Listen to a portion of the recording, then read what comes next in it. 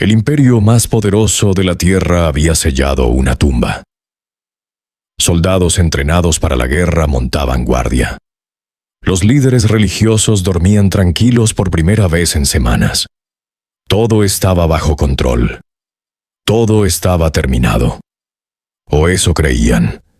Porque nadie, absolutamente nadie en Jerusalén esa noche, sabía que el cielo entero contenía la respiración. Que cada ángel, cada estrella, cada átomo del universo estaba apuntando hacia un jardín silencioso, donde una piedra sellada estaba a punto de convertirse en el objeto más irrelevante de la historia humana. El aire de Jerusalén ese amanecer tenía un peso diferente. No era solo el frío de la madrugada, era algo más denso, más antiguo, como si la atmósfera misma supiera que algo estaba a punto de ocurrir que el mundo no estaba preparado para recibir. Las calles dormían, las puertas estaban cerradas, y en una habitación pequeña, con las lámparas casi consumidas, un grupo de hombres y mujeres respiraba en silencio el aire pesado del duelo. Habían visto morir a Jesús, lo habían visto con sus propios ojos. El cuerpo bajado de la cruz, las heridas, el lino, la piedra cerrando la entrada. Y encima de todo eso, el sello del Imperio Romano, grabado en cera como si Roma misma quisiera decirle a Dios que aquí terminaba todo. Pero nadie le había preguntado a Dios su opinión.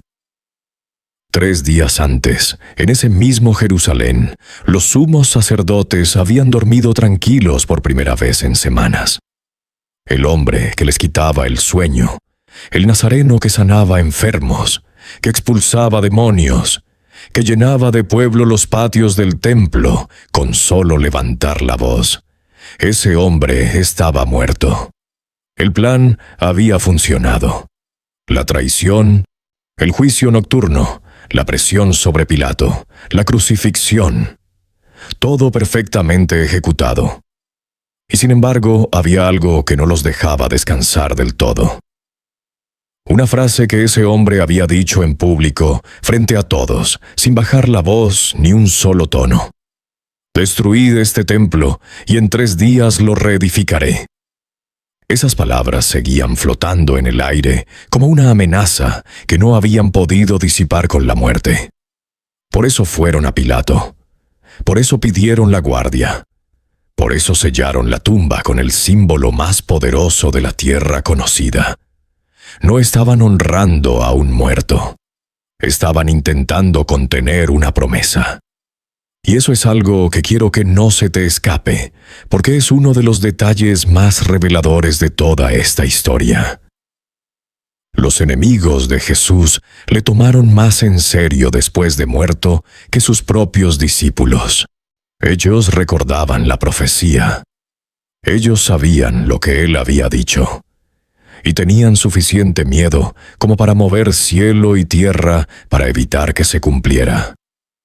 Pusieron guardias romanos, hombres entrenados para la guerra, con experiencia en campos de batalla, con la disciplina del ejército más poderoso del mundo antiguo. Los pusieron a vigilar una tumba, porque sabían, en algún lugar que no se atrevían a nombrar, que dentro de esa tumba dormía algo que ningún sello humano podía contener por mucho tiempo. Pilato los había recibido con frialdad esa mañana. Su rostro mostraba el cansancio de un hombre que había tomado una decisión que sabía que era injusta y que tendría que cargar con ella el resto de su vida. Ya había lavado sus manos frente a la multitud, un gesto simbólico que no lavó absolutamente nada. Y ahora estos mismos sacerdotes volvían a su despacho con una nueva petición. «Señor, nos acordamos que aquel engañador dijo, después de 3 días resucitaré. Manda, pues, que se asegure el sepulcro hasta el 3er día». Pilato los miró con esa mezcla de desprecio y cansancio que reservaba para los asuntos religiosos que no terminaba de comprender. Y les dijo, «Ahí tenéis la guardia. Id, Aseguradlo como sabéis. No fue generosidad, fue deshacerse de un problema. Pero sin saberlo, Pilato acababa de convertirse en el instrumento que haría la resurrección aún más irrefutable. Porque cuantos más testigos, cuantos más sellos, cuantos más obstáculos humanos se ponían frente a esa tumba, más glorioso sería el momento en que todo eso quedara reducido a polvo ante el poder de Dios. La noche pasó lenta. Las antorchas parpadeaban. Los soldados se turnaban, se movían, contaban historias para mantenerse despiertos. Ninguno de ellos entendía completamente por qué estaban allí. Para ellos era una misión absurda: custodiar a un muerto. Un predicador galileo sin ejército, sin riquezas, sin poder político. Pero las órdenes eran claras y los soldados romanos no cuestionaban las órdenes. Así que vigilaban. Y la piedra permanecía inmóvil. Y el sello seguía intacto. Y el jardín dormía en silencio. Un silencio que se parecía demasiado al silencio de antes de la creación, cuando todo era vacío, y el Espíritu de Dios se movía sobre las aguas, esperando el momento exacto para hablar. Mientras tanto, en algún rincón de la ciudad, 3 mujeres no dormían. Sus manos se movían en la oscuridad mezclando aceites y especias, desenvolviendo tarros con la precisión del amor que no necesita instrucciones. María Magdalena, María, la madre de Santiago, y Salomé. Sus ojos estaban hinchados de llorar, pero sus manos no se detenían. Porque cuando el amor es real, cuando ha transformado tu vida desde adentro hacia afuera, no puede quedarse quieto aunque ya no haya nada que hacer. Ellas iban a ungir el cuerpo de Jesús. Sabían que la piedra era demasiado grande para ellas. Sabían que había guardias. No tenían un plan. Solo tenían amor. Y decidieron que eso era suficiente para ponerse en marcha. Hay algo en esa imagen que me sacude cada vez que la medito. 3 mujeres en la madrugada con perfumes en los brazos y dolor en el pecho, caminando hacia una tumba sellada sin saber cómo iban a entrar, pero yendo de todas formas. Porque el amor verdadero, no espera tener todas las respuestas antes de dar el primer paso. El amor verdadero camina hacia lo imposible, confiando en que algo o alguien se encargará de lo que las manos humanas no pueden resolver. Y eso, exactamente eso, es lo que Dios honra. No la fe perfecta, no el valor sin miedo, sino los pasos que se dan aunque las rodillas tiemblen y los ojos no vean el camino completo. Y quiero que pienses en esto con toda la profundidad que merece. Esas mujeres habían estado al pie de la cruz. Habían visto cada detalle de la crucifixión cuando la mayoría de los discípulos varones habían huido. Habían visto el momento exacto en que Jesús inclinó la cabeza y entregó el espíritu. Habían seguido de lejos cuando llevaron el cuerpo al sepulcro. Habían visto cómo cerraban la entrada con aquella piedra enorme. Y aún así volvían. El dolor no las había alejado de él, las había llevado más cerca. Porque hay un tipo de amor que el sufrimiento no destruye, sino que purifica, que no apaga, sino que concentra como el fuego concentra el metal hasta dejarlo brillante y puro. Ese era el amor de esas mujeres. Y Dios no iba a dejar ese amor sin respuesta. Y en ese momento, cuando ellas aún caminaban con su pregunta sin respuesta, cuando los soldados aún vigilaban creyendo que todo estaba bajo control, cuando la ciudad dormía sin saber lo que estaba a punto de cambiar para siempre, algo ocurrió que ningún ser humano habría podido planear, predecir ni inventar. El suelo tembló. No como los temblores ordinarios que sacuden edificios y asustan a los animales. Fue un temblor que respondía a un mandato eterno. Y una luz que no venía del sol ni de las antorchas rompió la oscuridad del jardín. Un ángel descendió del cielo.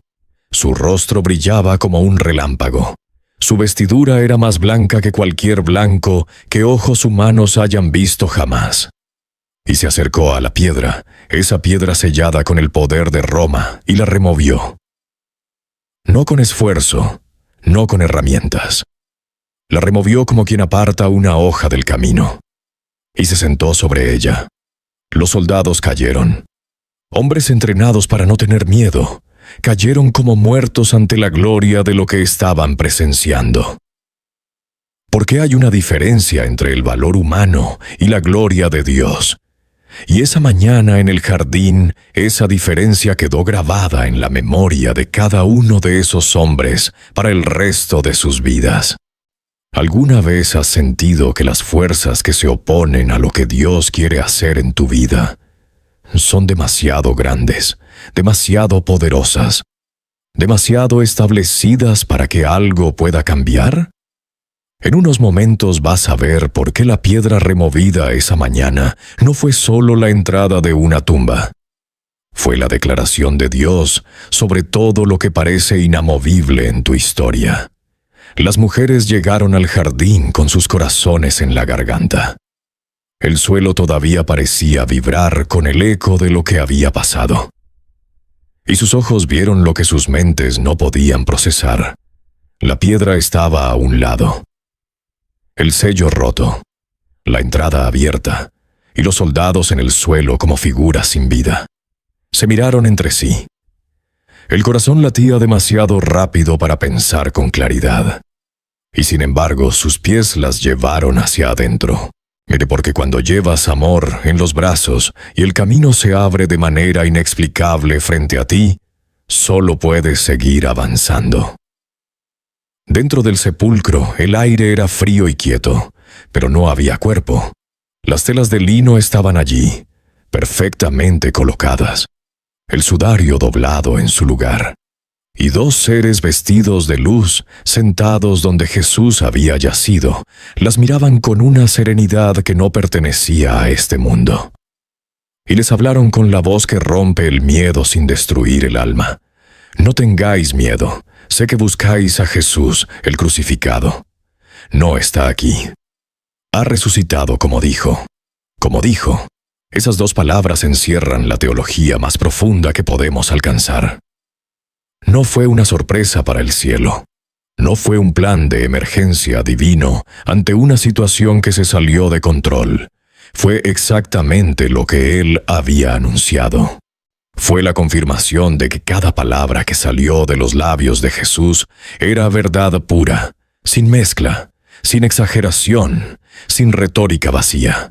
Si dijo que resucitaría al tercer día y resucitó al tercer día, entonces todo lo demás que dijo también es verdad. Cada promesa, cada consolación, cada no temas, cada yo estoy contigo, o todo, absolutamente todo. Y fíjate en algo que pocas veces se menciona cuando se habla de este momento.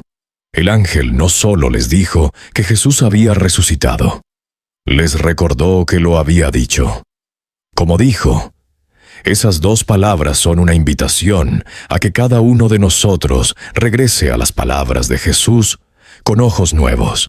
Porque si la promesa más difícil de creer, la promesa de vencer la muerte, se cumplió exactamente como Él dijo, entonces ninguna otra promesa que encontramos en la Escritura puede quedar sin cumplirse. Y como dice el Evangelio de Lucas en el capítulo 21, versículo 33, el cielo y la tierra pasarán, pero mis palabras no pasarán. Esa mañana en el jardín, esas palabras dejaron de ser poesía y se convirtieron en la certeza más sólida que puede sostener un corazón humano. Las mujeres salieron corriendo.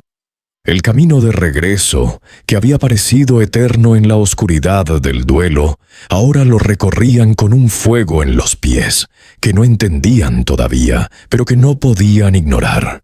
El corazón les latía entre el terror y el gozo, como dice el Evangelio de Marcos en el capítulo 16, versículo 8, que salieron huyendo del sepulcro, porque las había tomado temblor y espanto. No era el miedo del peligro, no era el temblor de alguien que acaba de rozar con sus propios ojos algo que supera todo lo que el ser humano puede contener en su comprensión. María Magdalena llegó primero donde estaban Pedro y Juan. Y entre el ahogo y las lágrimas les dijo lo único que su mente había procesado. Se han llevado al Señor del sepulcro y no sabemos dónde le han puesto. Todavía no podía creerlo. El duelo es así. Tiene una manera de hacerle resistir al alma las noticias demasiado buenas, porque ya no se puede permitir el lujo de esperanzarse y volver a ser destruida.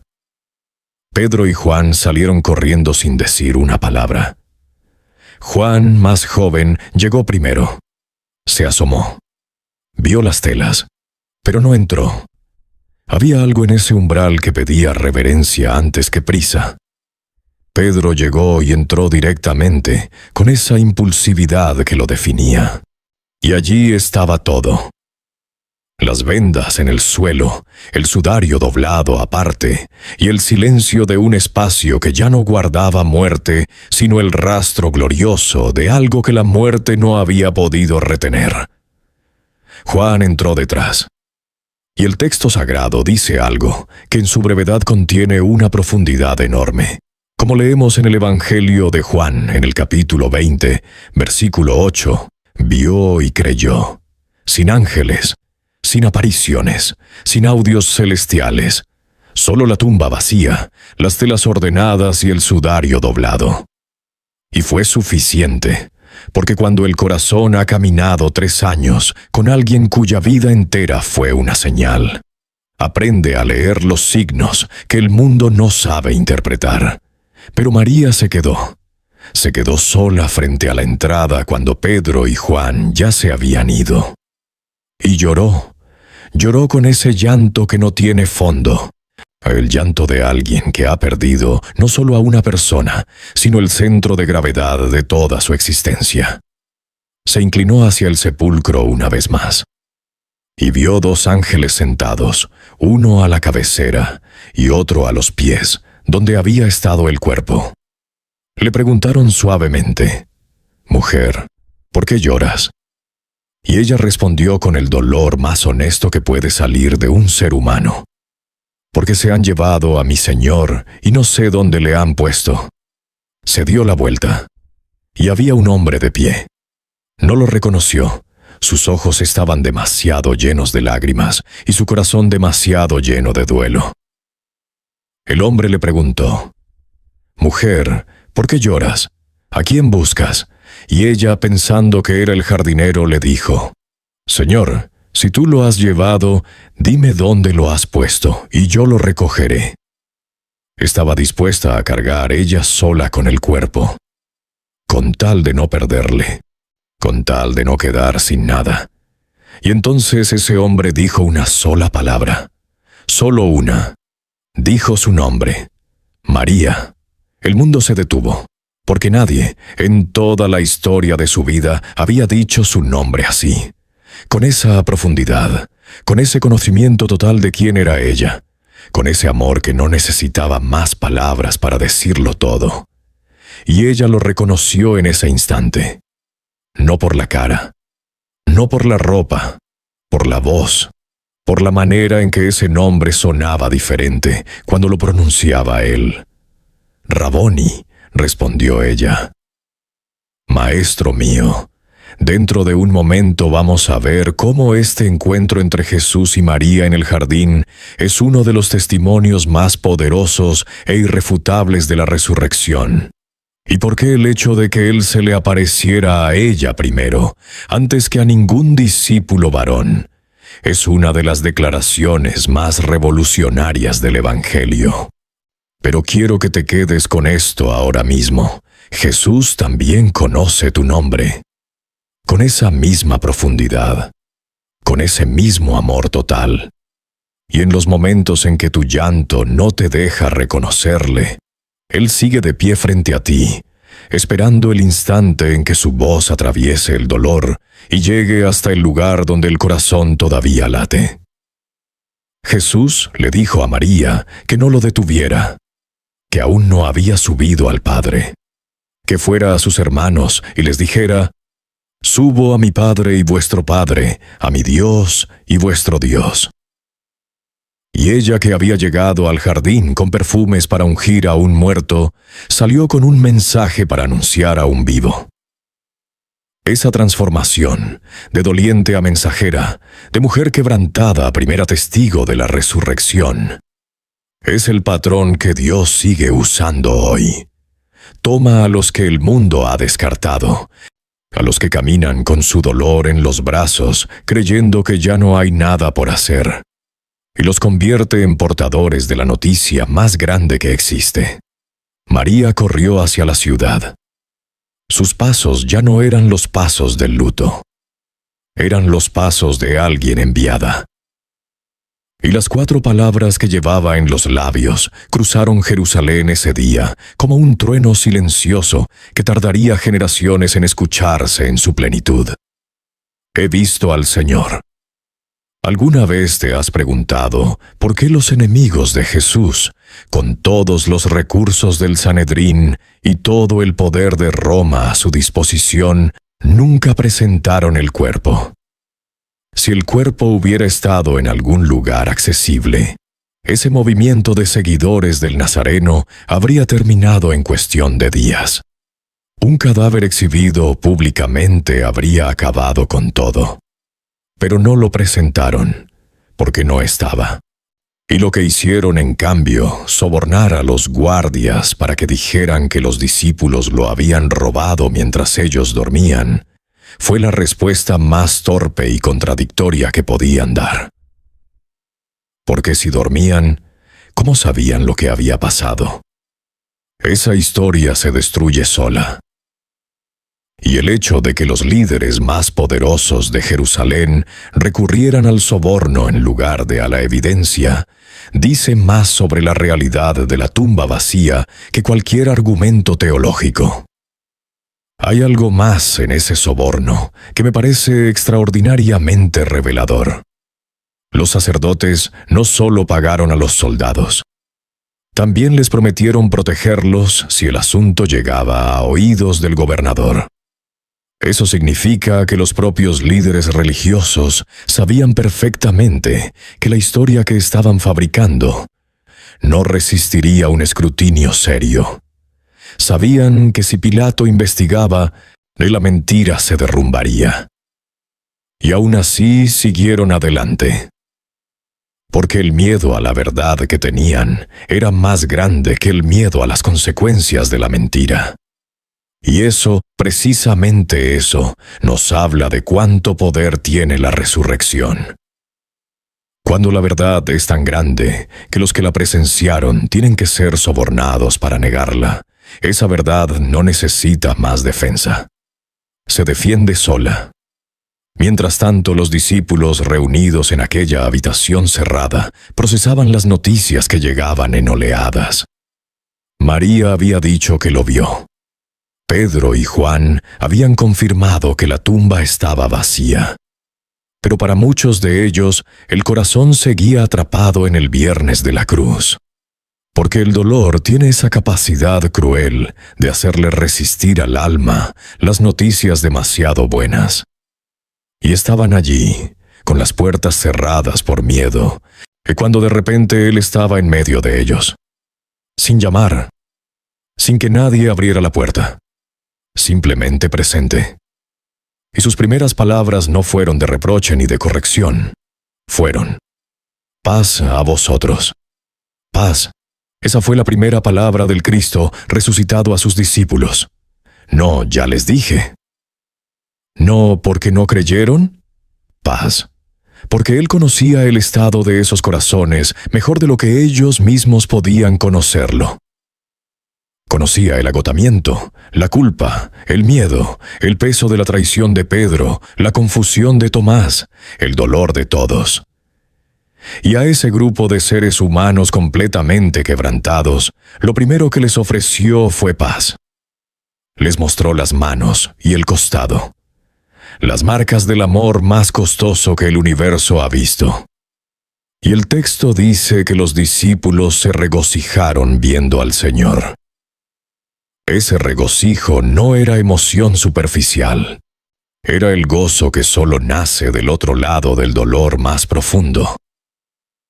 El gozo que solo entienden los que alguna vez estuvieron seguros de que todo había terminado y descubrieron que Dios acababa de empezar. Luego hizo algo que cambia para siempre el propósito de la resurrección en la vida de cada creyente.